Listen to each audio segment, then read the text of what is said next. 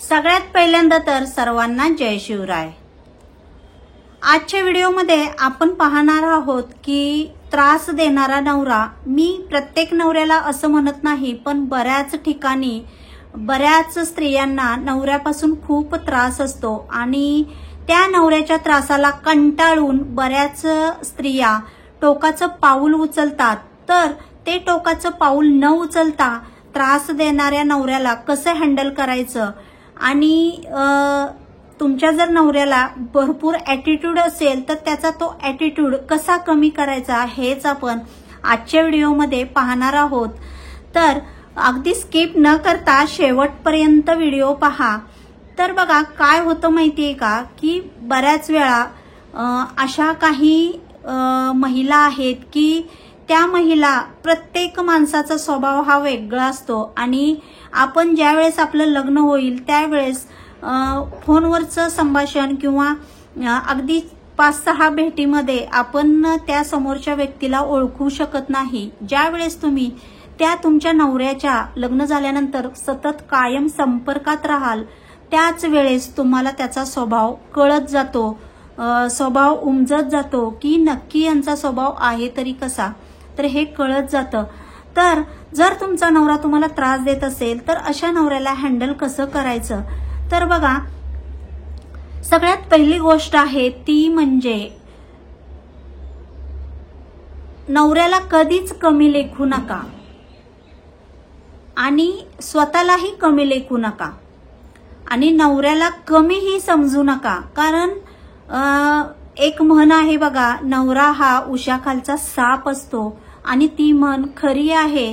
कधी नवरा त्याची बाजू पलटेल सांगता येत नाही। त्यामुळे तुमच्या नवऱ्याला तुम्ही साधं भोळं कधीच समजू नका आणि तुमच्या नवऱ्यासमोर तुम्ही असंही दाखवू नका की बाबा मी तुमच्या समोर शून्य आहे, मी तुमच्या समोर काहीच नाही।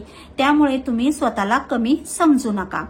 आता बघा दुसरी गोष्ट आहे ती म्हणजे तुमच्या नवऱ्याला जर भरपूर ॲटिट्यूड असेल आणि तो तुम्हाला सतत हाडतूड करत असेल किंवा कमी लेखत असेल, अगं तुला काय कळतंय, तुझं काम तुझं तू कर ना, तुझं काय काम आहे, घरात स्वयंपाक बनवणं, 4 भिंतीच्या आतमधलं काम करणं, तू कशाला माझ्यामध्ये लुडबुड करतेस, असं जर तुमचा नवरा तुम्हाला म्हणत असेल तर तुम्ही त्यावेळेस काय करा, अशा नवऱ्याचा जर तुम्हाला ॲटिट्यूड कमी करायचं असेल तर त्यावेळेस तुम्ही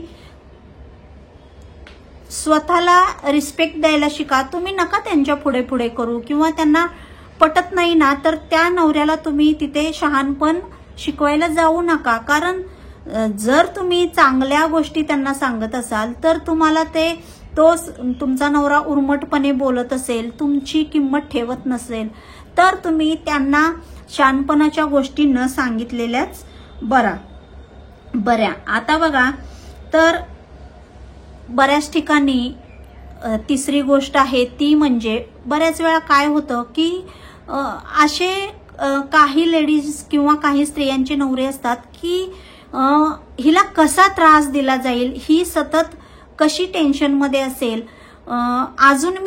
अजूनही तुम्हाला मी सांगते, मी प्रत्येक पुरुषाला बोलत नाही, कारण बरेच पुरुष हे मनमिळावू असतात, आपली बायको खुश कशी राहील याचा विचार करतात। पण काही पुरुष असेही आहेत की आपल्या बायकोला कसा त्रास होईल हे पाहत असतात, त्यांच्याबद्दलच बोलत आहे। तर बघा आता दुसरी गोष्ट आहे, जर तुमचा नवरा सतत तुम्हाला त्रास देत असेल आणि तुम्हाला कसं कामाचा तुमच्यावर लोड होतोय ते बघत असेल, सतत तुम्ही कशा टेन्शनमध्ये असाल हे पाहत असेल, तर अशा नवऱ्याला तुमच्याच भाषेत तुम्ही उत्तर द्यायला शिका। त्याची प्रत्येक गोष्ट ऐकू नका। मी असं नाही म्हणत की तुम्हाला भांडण करा, पण तो समोरचा तुमचा जो नवरा आहे तो तुमच्याशी जसं बोलतोय ना तर त्याच भाषेत त्याला उत्तर द्यायला शिका, ना की शांत बसून त्याच्या सगळ्या गोष्टी सहन करत बसू नका।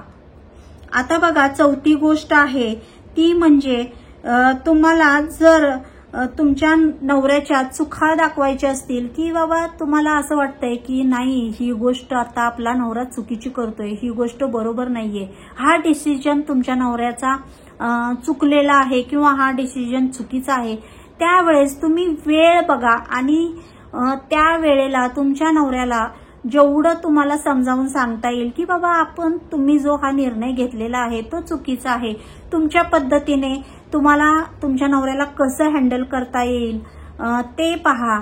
बऱ्याच वेळा काय होतं की तुमच्या फॅमिलीमध्ये तुम्ही जर बसले असाल आणि तुमच्या फॅमिलीमध्ये एखादं डिस्कशन चाललेलं आहे आणि तुम्हीच मध्ये बोललात की बाबा हे असं नको असं करायला, तर बऱ्याच वेळा तुम्हाला तिथे हाडतूड केलं जातं किंवा तुमच्या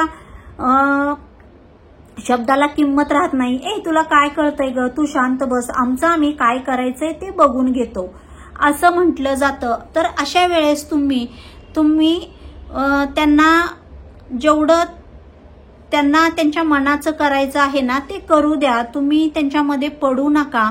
आणि मध्ये पडल्यामुळं तुला काय कळतंय, तुझं काय काम आहे, चूल आणि मूल आहे, या गोष्टी तुम्हाला ऐकाव्या लागतात. आणि या गोष्टी ऐकल्याने भरपूर स्त्रियांचं मन दुखवलं जातं, आपल्या शब्दाला इथे किंमत नाही, आपलं काम सतत काढलं जातं. या गोष्टींनी आपल्याला स्वतःलाही त्रास होतो. त्यामुळे त्रास देणारा जर नवरा असेल तर या ज्या काही तुम्हाला मी 4-5 गोष्टी सांगितलेल्या आहेत, या गोष्टींचं तुम्ही नक्की पालन करा. बघा तुमचा नवरा नक्कीच, तुमच्या नवऱ्याला ॲटिट्यूड भरपूर असेल, तो ॲटिट्यूड ही कमी होईल आणि त्याला तुमची किंमतही कळेल. जय शिवराय.